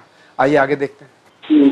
میں سید علی دورامی کولکتہ سے بول رہا ہوں. آپ سے سوال ہے کہ میرے کوئی بھی کام پورے نہیں ہوتے ہیں اور مجھے لوگ زمین نگاہوں سے دیکھتے ہیں، اور جو بھی ملتا ہے وہ ہم کو زمین نگاہوں سے دیکھتا ہے، ہم کو سمجھ میں نہیں آ رہا ہے کہ کیا کریں. یہ ہمارے بھائی ہیں، یہ کوئی بھی کام کرتے ہیں لوگ ان کو حقیر اور ذلیل سمجھتے ہیں. اسلام میں کسی بھی مومن کی توہین کرنے کی اجازت نہیں دی گئی، اور کسی کو حق نہیں پہنچتا کسی مومن کو ذلیل سمجھے.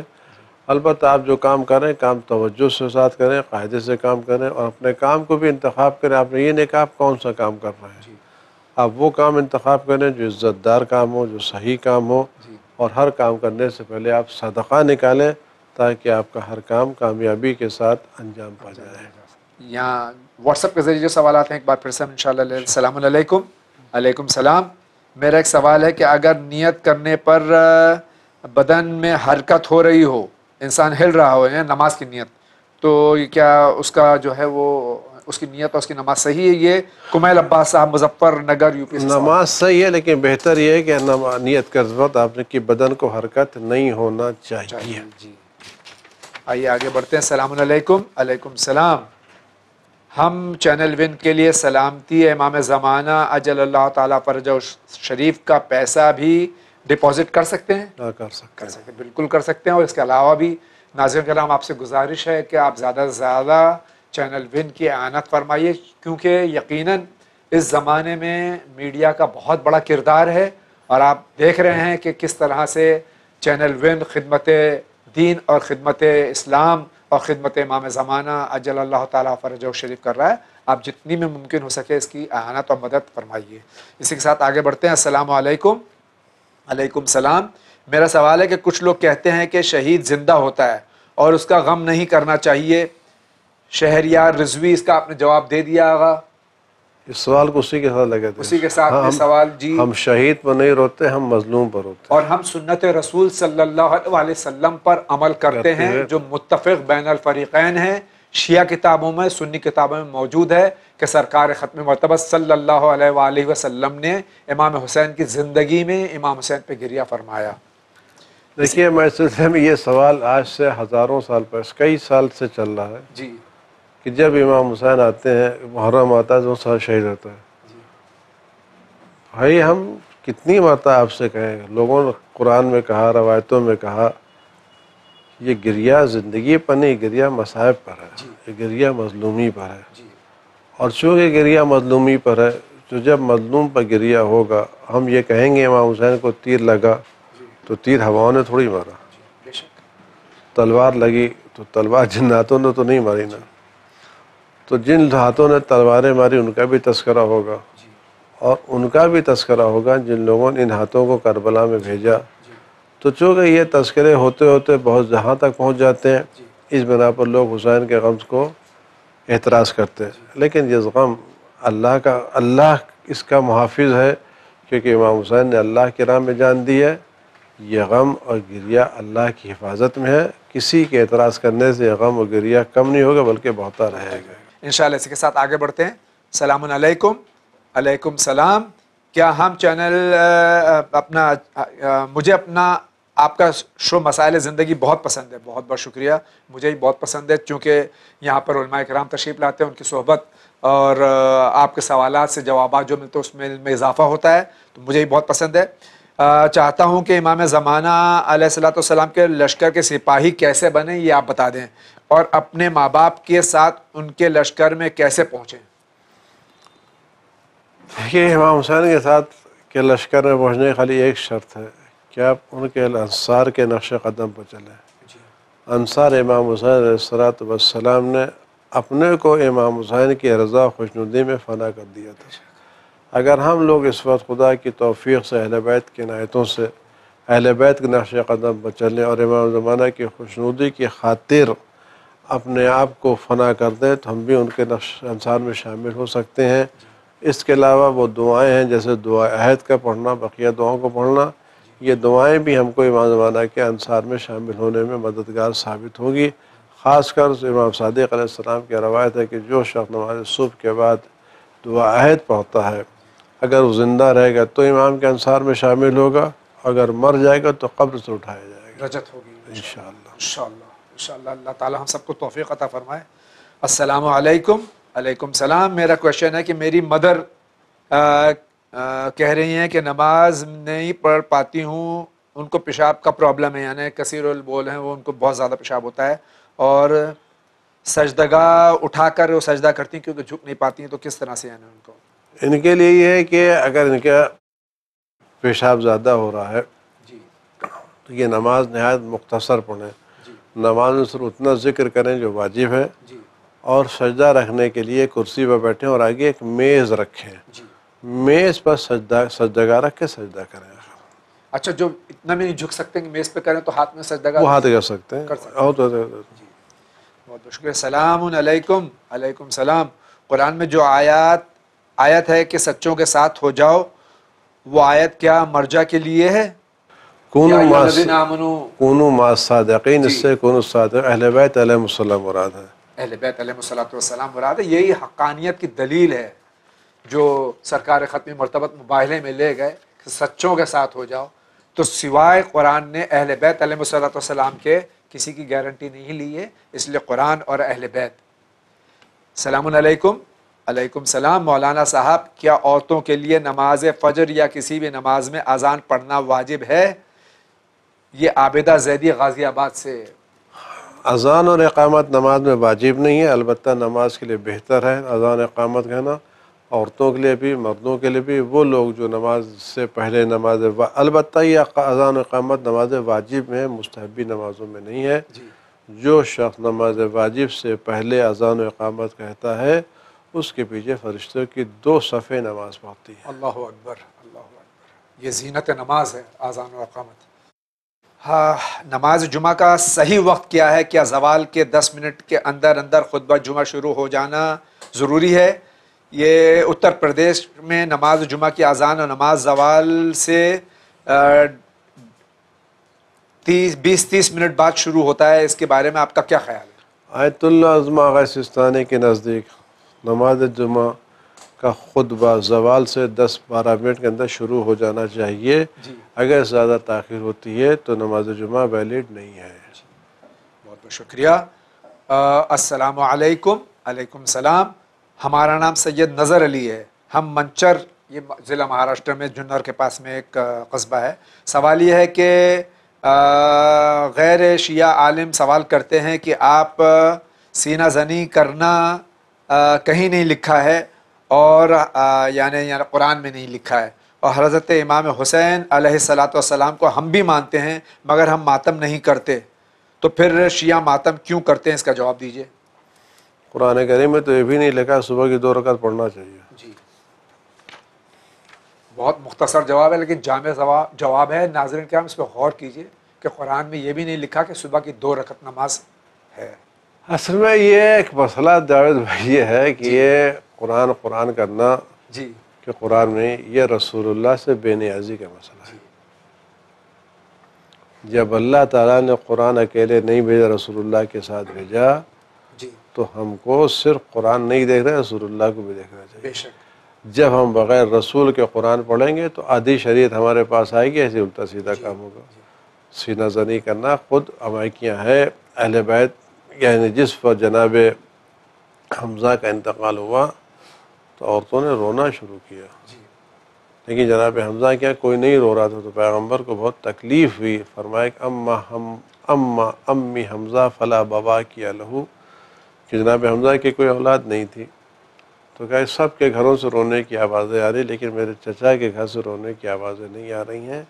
انصار نے سنا تو اپنے عورتوں سے جا کے کہا وہ اپنے گھروں کو چھوڑ کے جناب حمزہ کے گھر میں آئیں اور جناب حمزہ کے گھر میں گریہ کیا، روئیں، اور جب ان کے رونے کی آوازیں بلند ہوئی تو پیغمبر اکرم صلی اللہ علیہ وسلم نے ان رونے والوں کے لیے دعا فرمائی ہے۔ یعنی انصار سے مراد آپ کی صحابی اور صحابیات، ہاں یعنی صحابی، سنت صحابیات اور سنت صحابہ ہے کہ گریہ کریں، ماتم کریں۔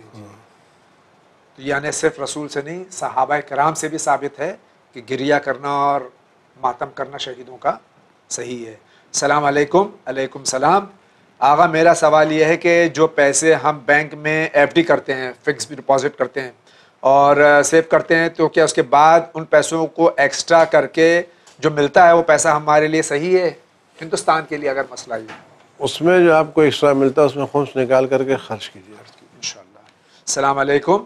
علیکم السلام۔ ہماری امی نے ایک پنڈت سے بڑے روم کے لیے اس دور میں اندرا گاندھی کا کیا حکم ہوا، جو اس روم میں رہا ہے وہ اس کا ہو گیا، اب ہماری امی نے وہ روم بیچ دیا ہے اور سب بچوں کو حق دیا ہے، اب ہماری امی چاہ رہی ہیں کہ وہ تھوڑا حق اس پنڈت کو دے دیں، اگر وہ پنڈت نہیں رہا ہے تو پتہ نہیں تو وہ مندر میں اس کو حصہ دے سکتی ہیں، مسجد میں دیں؟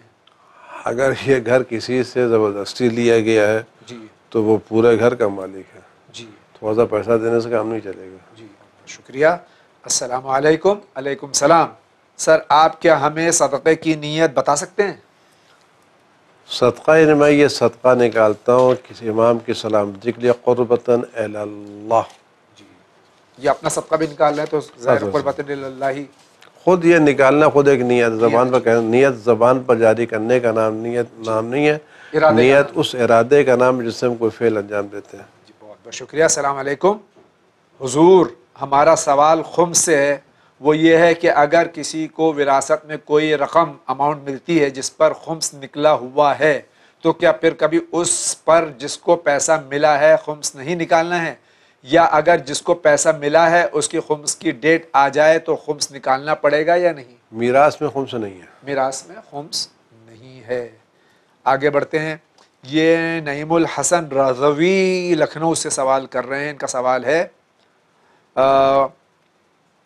زکوٰۃ کن چیزوں پہ ہے؟ زکوٰۃ ہمارے یہاں جو ہے وہ 9 چیزوں پر ہے۔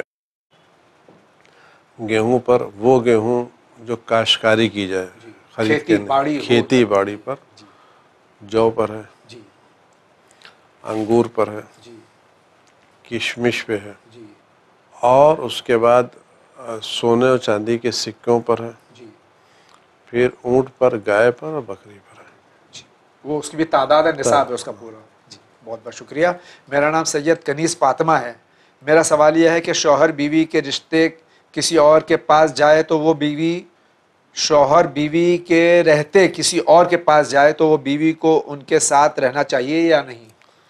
بیوی کو ایسا برتاؤ کرنا چاہیے اپنے شوہر کے ساتھ کہ اس کی موجودگی میں کسی سے نگاہ اٹھا کر کے نہ دیکھے۔ بہت بہت شکریہ۔ السلام علیکم۔ علیکم السلام۔ یہ رونق عباس کانپور سے سوال کر رہے ہیں۔ میرا سوال یہ ہے کہ شیعہ حضرات میں 5 وقت کی نماز کو 3 وقت میں کیوں ادا کیا جاتا ہے؟ ابھی آپ نے جواب دیا اس کا۔ قرآن میں یہی ہے اور سرکار ختم مرتبہ صلی اللہ علیہ وآلہ وسلم کی سنت ہے۔ الگ بھی پڑھی آپ نے اور ساتھ میں ہی پڑھی۔ جو ساتھ میں پڑھتے ہیں وہ الگ پڑھنے کا انکار نہیں کرتے، جو الگ پڑھتے ہیں اگر ساتھ میں پڑھنے سے ان کو اعتراض ہے تو سنت نبوی کا انکار کر رہے ہیں، اس پر ان کو غور کرنا چاہیے۔ اس آگا صحیح جواب ہے؟ بالکل صحیح۔ آگے بڑھتے ہیں، بہت بڑا سوال ہے، اس کو ہم آپ کی خدمت میں آگا پیش کرتے ہیں۔ السلام علیکم۔ علیکم السلام ورحمۃ اللہ وبرکاتہ۔ جناب عمران بھائی تو اس وقت یہاں نہیں ہیں، سرکار تشریف فرمائے ہیں اور آپ کا یہ خادم علی جاوید زیدی یہاں ہیں۔ یہ ذمی رضوی ممبئی سے سوال کر رہے ہیں۔ میں عمران بھائی تک پیغام پہنچا دوں گا، اگر پروگرام دیکھ رہے ہوں گے تو خود دیکھ رہے ہوں گے انشاءاللہ۔ سب سے پہلے تو اللہ تعالیٰ سے دعا ہے، یہ انگلش میں بھی سوال ہے تو میں اس کو ذرا ترجمہ کرتا چلوں۔ اللہ تعالیٰ آپ کو اور چینل ون کو بلیس کرے، یعنی توفیقات میں اضافہ کرے اور ہیلتھ اینڈ ویلتھ میں اضافہ کرے۔ ہم سب جو ہیں بہت ہی بلیسڈ ہیں، یعنی ہم کو اللہ کی مہربانی ہم پر ہے کہ جو چینل یہ کام کر رہا ہے، اس اللہ کا لاکھ لاکھ شکر ہے، یقیناً اللہ کا لاکھ لاکھ شکر ہے، محمد اور آل محمد علیہ الصلوۃ والسلام کا شکر ہے۔ 19 अक्टूबर को इन्होंने कोई मेल भेजा था, इन्होंने उसका जवाब नहीं दिया है। यानी इमरान साहब का, अगर आप इमरान साहब से कह रहे हैं तो ये उन तक पैगाम पहुंचा दिया जाएगा। ये फिर से अपना प्रॉब्लम्स यहाँ लिख रहे हैं। इनके 7 साल हो गए शादी को और इनके 3 साल की एक बेटी है। इनकी बीवी इनके साथ में नहीं रहती हैं।